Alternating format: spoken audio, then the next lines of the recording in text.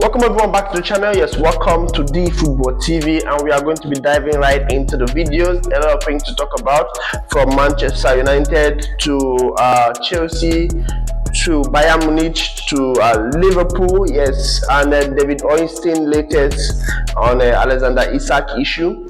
Yes, we also have a year we go. I think 2 year we goes actually, and two about to go here we goes. We also talk about the Manchester United story on Baleba and how the deal is progressing. Then I think that should be all. Then Spurs also, they are interested in some players, and then we'll close it. Please, if you're new here, please hit the like button, subscribe, turn your notification bell, and comment. Tell us what you think. A lot of views but little comment on the videos. Please comment and let us try to build the channel very well. I know I can't build the channel without my own subscribers, so I appreciate my subscribers. I appreciate those that are turning in the subscriptions for me, and I want to say big thanks to you. So we're going to go into the video right now. Manchester United have released Toby on loan. Yes, he's going on loan to WestBrom, which Albion. So he's going on loan there, and there's no option to buy. So the player is gone. Man U doesn't want to sell the player because they have a very big expectation from the player. They believe in the player and they want the player to grow with them. So they have stamp that they are not going to sell the player, so they loan the player and they remove anything like an option to buy. All right, then Nottingham Forest are also closing in on the move for a striker. Yes, they are very close. The deal is almost done. Arnaud Kalimuendo. The name is it's a big name. I think he's a black or an African player because the name is very, very much native. So he's going to Nottingham Forest for 30 million euros, and he's a very good player from Rennes. He's a very good player, yes, like I said.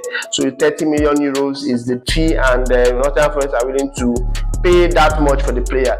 Then it is a year we go for Kingley Coman. Yes, to Nassir. This Nassir boss just Jesus has been signing a lot of impressive players. He now have the likes of Felix, the likes of Inigo Martinez, and then now he has Kingley Coman, and there's another player he signed. I can't remember what their sign is, but I know the guy has really gone far. So the guy has been signing players. He's very, very impressive, and I think they are going to be challenging for a lot of trophies in the next season. All right, then Bayern Munich also have registered interest in Christopher Nkunku. Remember, Chelsea wants to sell this player by all means. Chelsea are looking for a way to sell this player so that they can complete the Xavi Simons deal, because right now the transfer window is almost closing. We have I think 14 days left and the window is going to close. So Chelsea are looking for ways to sell their players, the players they need to sell, and also Manchester United too. Yes, the Garnacho story, looking for ways to sell these players fast so they don't end up having these players in their team when the transfer window is closed. Yes, then Spurs are in full control of the Eze deal now. You know, Arsenal has been interested in Eze for a long time.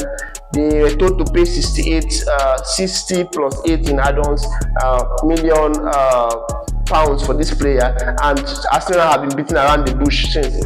So now Spurs have come into the deal, and it is said that Eze is now interested. You know, Eze, according to the report, Eze agreed to the Arsenal project. Yes, he was interested in going to Arsenal, but since Arsenal kind of like back down or slowed down on the deal, I think Arsenal, they are looking as if they are done with their transfer market. I was expecting at least one more signing from Arsenal, but right now I'm not seeing anything. So it's as if they are done with their market, so we should not expect much from them. They have tried, I think, 5 or 6 players already in, so what are you expecting anymore? We are going to be looking at Spurs getting this player, because Spurs have made contact and have started advancing in talks, yes, to get this player, and the player is keen now to move to Spurs because Spurs are showing interest. He has told Crystal Palace that he wants to leave, so he's keen on the move to Spurs. So we'll see how that progresses. But it is a separate deal to the Savinho deal. So Spurs are going for Eze and also going for Savinho. That is actually crazy. I don't know where Spurs are getting there. Anyway, they won the Europa League, that's true. So they are going for Savinho and also Eze. But Man City is making the deal a bit difficult because Man City say they don't want anything even up to 60 million euros. They want from 70 million euros, 65 to 70 million euros at minimum to get this player. So Spurs are kind of trying to talk, or maybe they might get him on a loan. We don't know, but I doubt City is going to sell Savinho for 60 million euros. It's going to be difficult. All right, then we go over to Man U and Carlos Baleba. Yes, Brighton has not given Man U a number. Forget all these different reports online that is 70 million pounds, 100 million pounds. No, they've not given Manchester United number. They want the deal to progress the same way Cancelo deal progressed. Yes, because Liverpool made a bid. Chelsea was interested in Kalimuendo. Interest.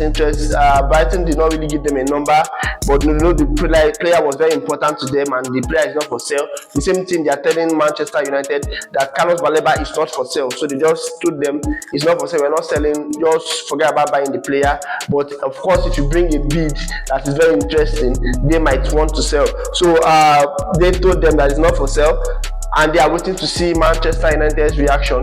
Now, what happened in the Kalimuendo deal was that Liverpool came in and offered to pay a certain amount of fee for this guy. Then Chelsea immediately came and topped the deal, and then they sold Kalimuendo for one the record deal for, I think, a midfielder. Then it was very, very crazy, and the price was too expensive. So the same thing they're trying to do around Carlos Baleba. So let's see if it's going to work. I know the price is going to be around 90 to 100 plus million pounds for this player, because the player is a very good player and a lot of clubs are interested in him. So they are waiting for who is going to bid first, who is going to test the waters. You understand? Yes. So let's see how it's going to work. I think he still have like 2-3 years in his contract. Let's see how it is going to pan out for both teams. Now, a year we go also for Liverpool. Yes, they are doing very well right now. So a year we go for them. Liverpool have signed Giovani Leoni. He is in the Liverpool camp right now. He's trying to complete the contract signing and then do his medical. So the guy is a Liverpool player, and I know there were reports coming in from different sources that this guy is Liverpool are going to sign him since he's young, and Liverpool are going to sign him and leave him at Parma so that he gets more experience. That's not true. I told people that Liverpool are going for this player and they are signing him for now. The player is coming to play in the Premier League. Yeah, he's not coming. He's not going to say, okay, go here and get experience. No. He's coming to play in the Premier League, and he is going to be match ready. I doubt he's going to play the Bournemouth game because he's not going to be ready that soon. But from the next match, he might be ready to play. Yes, and his medical is ongoing right now. So the player is on for 35 million euros, and they have a 10% sell-on clause. Yes, in case Liverpool want to sell the player in the future, they are going to activate the 10% sell-on clause. Yes, then Liverpool are also in talks with Crystal Palace on Guehi. Yes, talks have advanced, so any moment from now we'll get to the year we go very, very soon. Guehi, Leoni, Isak. Yes, that's the final one. David Ornstein has also reported on the Alexander Isak story. Yes, saying that Isak have decided not to play for Newcastle. We already know that, but he added that Isak said that no matter what happens, even if a deal do not fall through, even if Liverpool does not sign him today, this summer, that he's never going to play for Newcastle again, that his career at Newcastle is done. And a lot of Newcastle fans are cursing and abusing, but really there's no point in that. A player that doesn't want to stay with you doesn't want to stay with you. So if he doesn't want to stay, just forget about it. The only sensible thing to do is to cash in on him. Yes, Newcastle fans are just going crazy, talking all sorts of shit and saying that this player needs to respect the club. The clubs that just look at what PSG is doing to Donnarumma. A club that doesn't want you would close their eyes and sell you or keep you on the bench or remove you from the squad.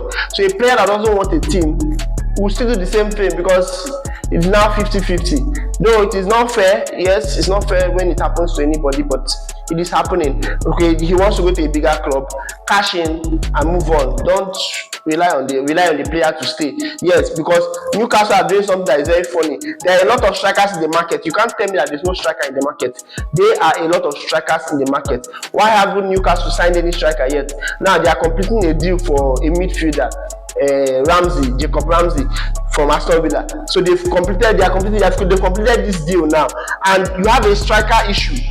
You've not completed the deal. What are you trying to do? They are trying to keep Isak. They are trying to make sure Isak stays because they have not signed a striker. Any sensible team must have signed a striker by now. There's not like it's a difficult situation. It is not a difficult situation. They should sign a striker. Very, very easy. Get a striker. There are a lot of strikers. There's Samu, Agawa, there's Wisa. There are players. Give them money and sign these players.